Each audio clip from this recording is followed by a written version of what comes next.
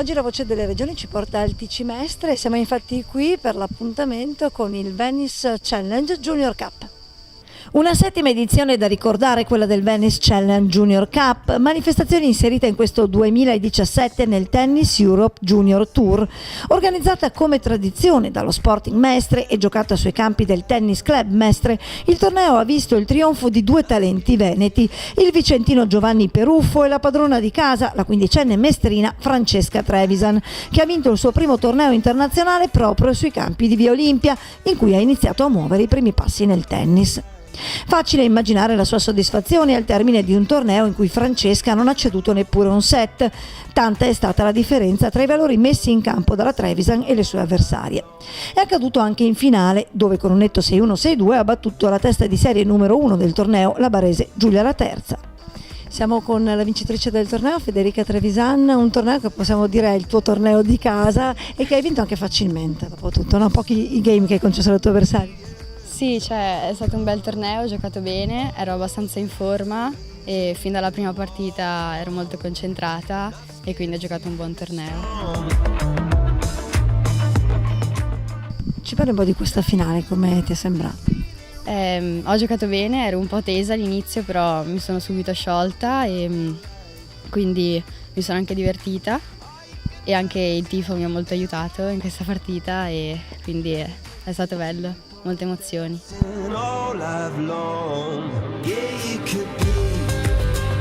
Quanto importante è poter giocare comunque sui campi di casa? Hai il tifo a favore, quindi magari però hai anche più pressioni, quindi di solito io per esempio gioco sempre male quando gioco in casa, questa volta invece il tifo mi ha aiutato molto. È la prima volta che vinci questo torneo? Sì, vinco un torneo di questo tipo, è la prima volta. E soprattutto in casa non avevo mai vinto un torneo così importante. Che aspettative hai allora per quella che è la tua stagione, visto che sta andando così bene? Vorrei continuare a giocare così, cioè giocare bene e vincere altri tornei di questo tipo e soprattutto sì, giocare una buona stagione fino alla fine dell'anno e anche i prossimi anni.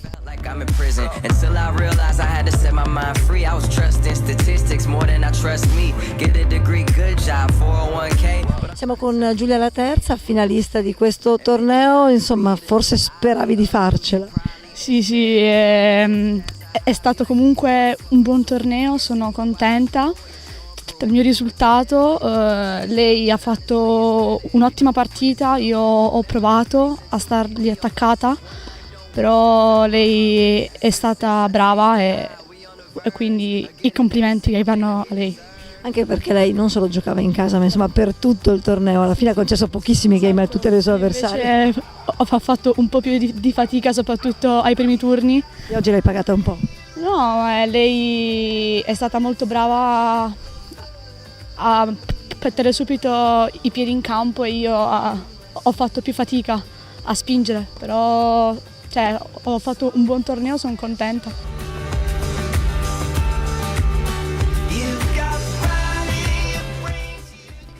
Più combattuta invece è stata la finale del singolare maschile. Dopo un primo set incassato facilmente da Samuele Pieri, è Giovanni Peruffo a prendere le redini del gioco, fino a chiudere l'incontro con il punteggio di 1-6, 6-0, 6-1.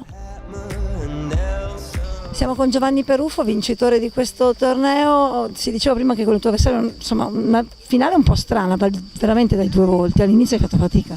Sì, lui ha giocato molto bene, anche io ero un po', diciamo, non mi muovevo tanto così, però lui giocava sopra ritmo, giocava molto bene, tirava forte in campo così. Poi lui è un po' calato, credo, io sono stato un po' più solido. Qualche palla corta giusta? Sì.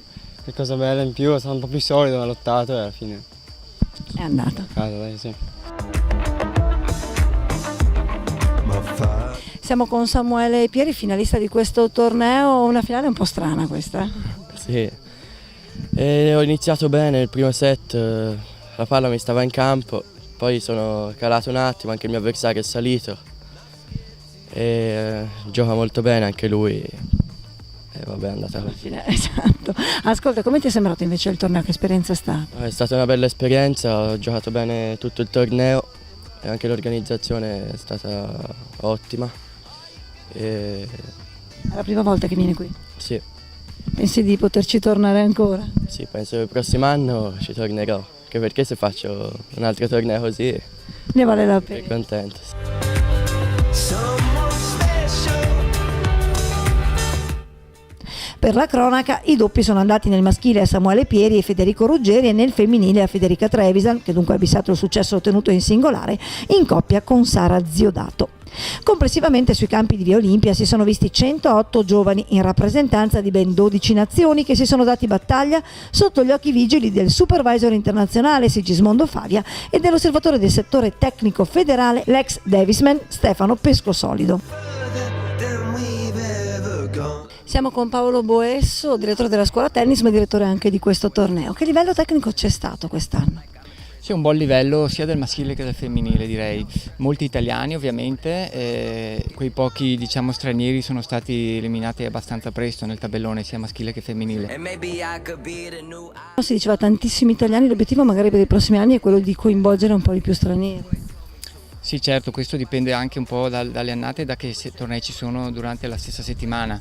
Per gli stranieri ovviamente non è sempre facile raggiungere tornei così, però si punta ovviamente a far crescere un po' anche quel livello.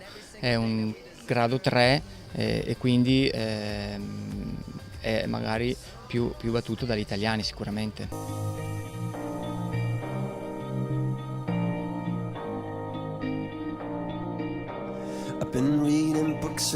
Italiani che hanno messo in mostra il loro indiscutibile talento, ecco dunque, oltre ai finalisti, gli altri nomi da ricordare. Alessio Tramontin, che è un giovane del 2003, che quindi ha fatto questo torneo 2 anni prima della sua categoria, che è una buona promessa a livello maschile. Nel tabellone femminile invece Emma Valletta Campana, che è 2004 addirittura, quindi addirittura 3 anni più giovane della categoria, che potrebbe essere una giovane emergente nel nostro paese. Per Paolo Boesso, direttore del torneo certo, ma anche maestro del TC Mestre, quella 2017 del Venice Challenge Junior sarà un'edizione da ricordare, visto che, come detto, a vincerla è stata una sua giocatrice. È la 7ª edizione, questa è la prima volta che vince ovviamente un veneto, ma soprattutto un nostro allievo che è cresciuto dal primo colpo in questo club e con noi. E quindi siamo particolarmente orgogliosi. Siamo orgogliosi anche a livello maschile di Filippo Pieranomonte, che è arrivato nei quarti nel singolo e ha fatto finale in doppio, oltre appunto Federica Trevisan, che è riuscita a vincere sia singolo che doppio senza neanche mai perdere un set. Sì, infatti per lei è stato un torneo quasi facile, tra virgolette. Ha giocato molto bene. Adesso Federica ha passato un periodo scolastico abbastanza duro, perché fa una scuola abbastanza impegnativa. Ha fatto un buon allenamento prima del torneo e ha dimostrato di essere molto in forma e di vincere appunto con una certa facilità tutte le partite.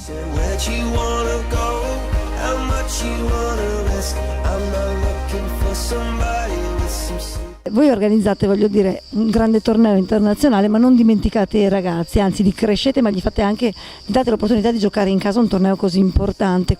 Quali sono le motivazioni che vi spingono a fare questo tipo di lavoro? Allora, il torneo, il Challenger è sicuramente il nostro evento di vertice, però il nostro occhio fondamentalmente è improntato sull'attività giovanile. È 10 anni che portiamo avanti questo progetto e incominciamo a raccogliere i primi frutti.